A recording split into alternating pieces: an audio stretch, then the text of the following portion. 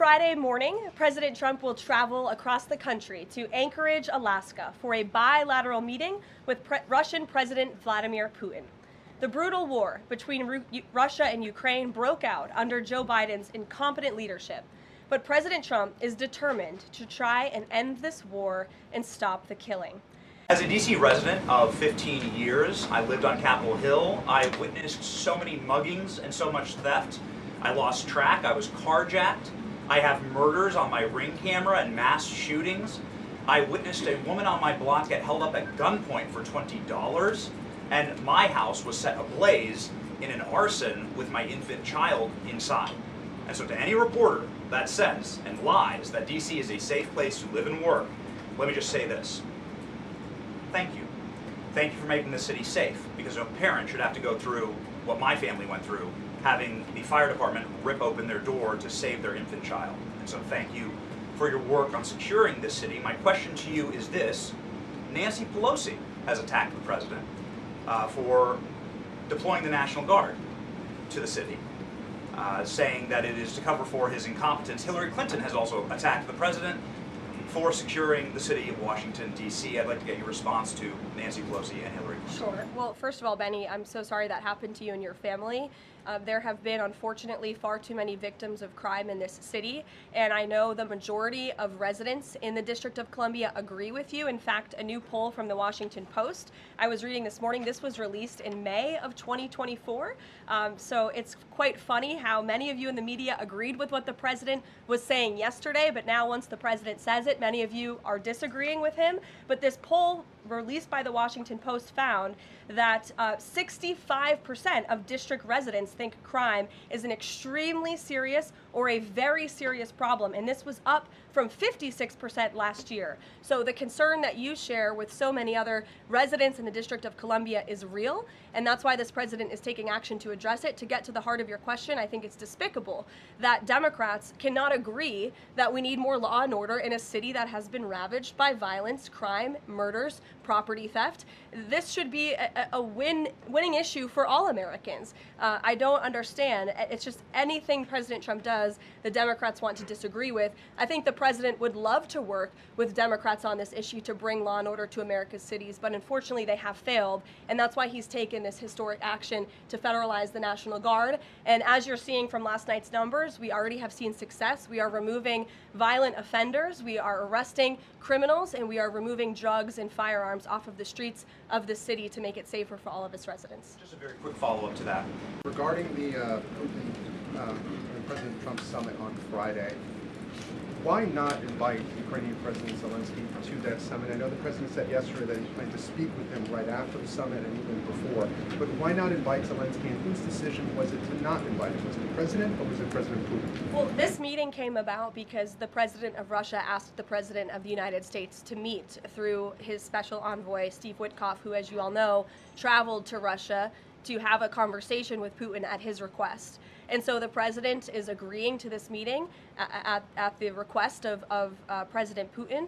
And the goal of this meeting for the president is to walk away with a better understanding of how we can end this war. And the president said at this podium yesterday when he joined all of you in the room that he hopes in the future there can be a trilateral meeting with these three leaders to finally bring this conflict to an end.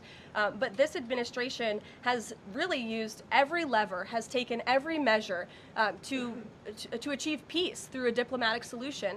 And I think the president of the United States getting in the room with the president of Russia, sitting face to face rather than speaking over the telephone, will give this president the best indication of how to end this war and where this is headed. Will the Bureau of Labor Statistics continue to put out monthly jobs reports?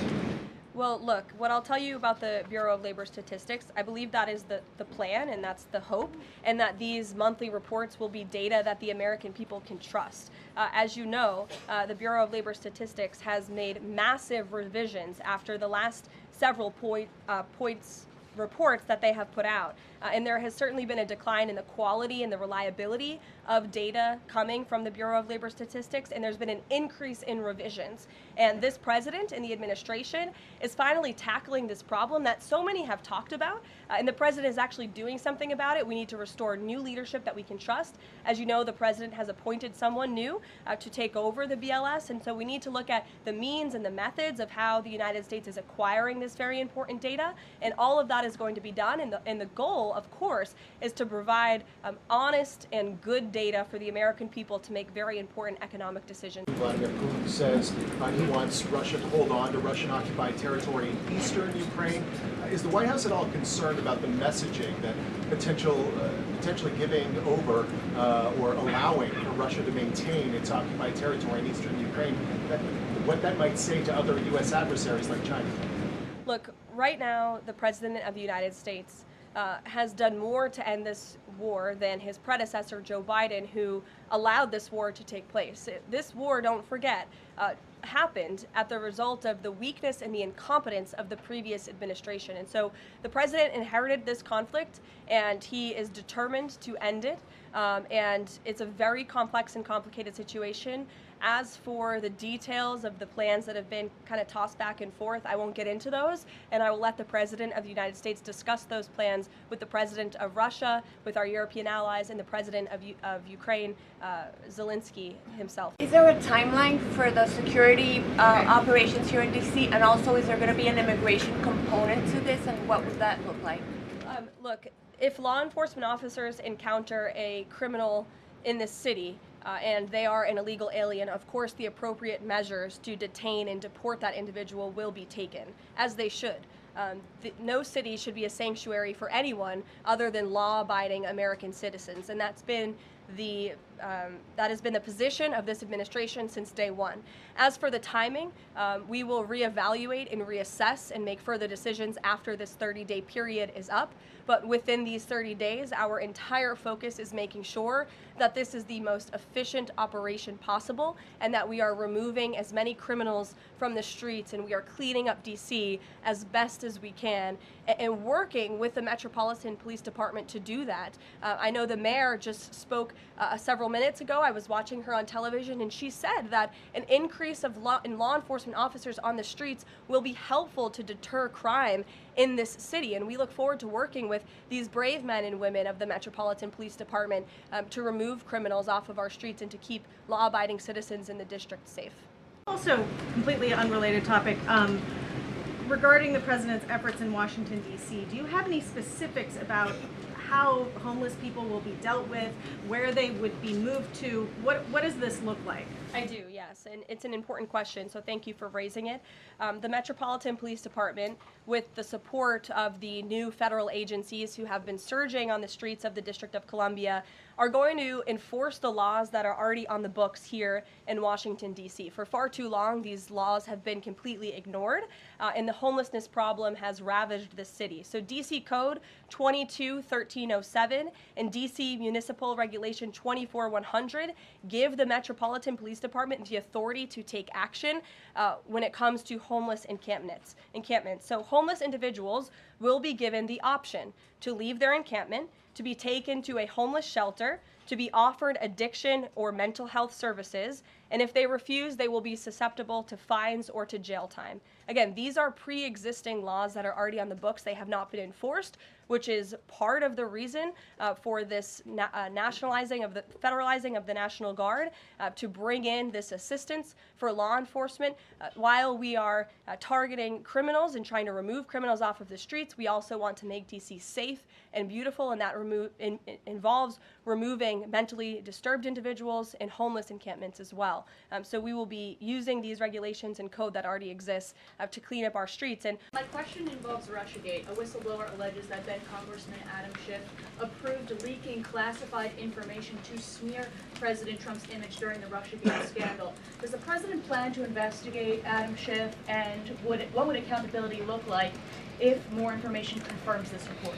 The president has already said he wants to see Adam Schiff held accountable for the countless lies he told the American people in relation to the Russiagate scandal. I brought Tulsi Gabbard out to this podium to talk to you about all of that, and this administration is taking accountability very seriously. As for this new FBI whistleblower report, I understand Kash Patel last night declassified a 302 FBI document showing that a whistleblower who is a Democrat, a career intelligence officer who worked for Democrats on the House Intel Committee for more than a decade, repeatedly warned the FBI in 2017 that then Rep. Adam Schiff had approved leaking classified information to smear then President Donald Trump over the Russiagate scandal.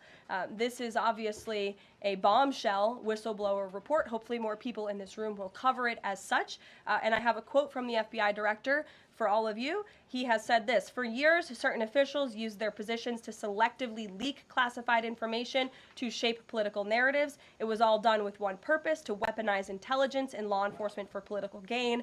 Those abuses eroded public trust in our institutions. The FBI will now lead the charge with our partners at DOJ, and Congress will have the chance to uncover how political power may have been weaponized and to restore accountability." That's what the administration is focused on, and hopefully we'll see some more media reports on this whistleblower allegation. If this were reversed, if this were allegations against the president or any of these cabinet officials, I'm sure everyone in this room would cover it as such. One more about Israel.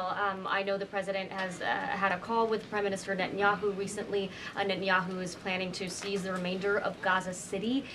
What is the administration's position on this move by Israel's government? Look, this is an incredibly complex and complicated war that, again, was inherited by this president, by his predecessor, Joe Biden.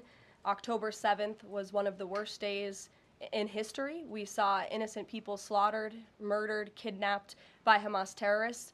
This administration has taken extensive time and effort and resources since Inauguration Day in January to end this conflict. We have given many flexible arrangements backed by Israel to Hamas, and unfortunately, Hamas has never agreed.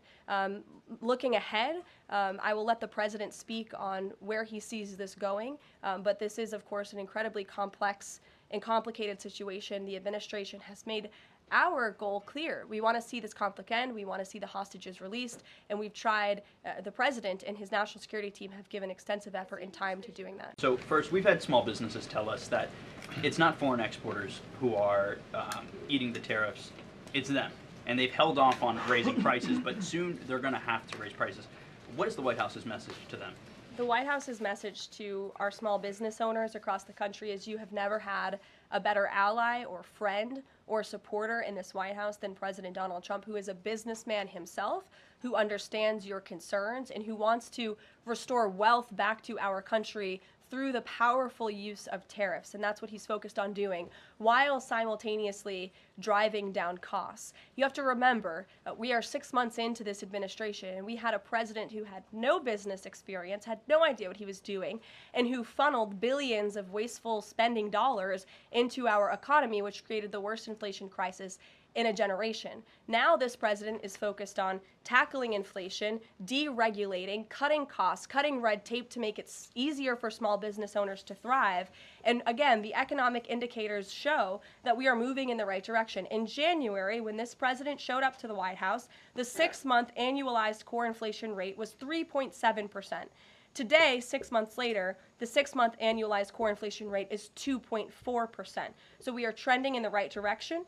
Moving forward, since President Trump took office, for another 6 months, inflation will be tracking at 1.9% at this trajectory. You look at grocery prices, they fell, energy prices fell, fuel oil fell, ship fares fell, propane fell, butter, margarine, eggs, non-prescription drugs. You go through the list of items that are falling.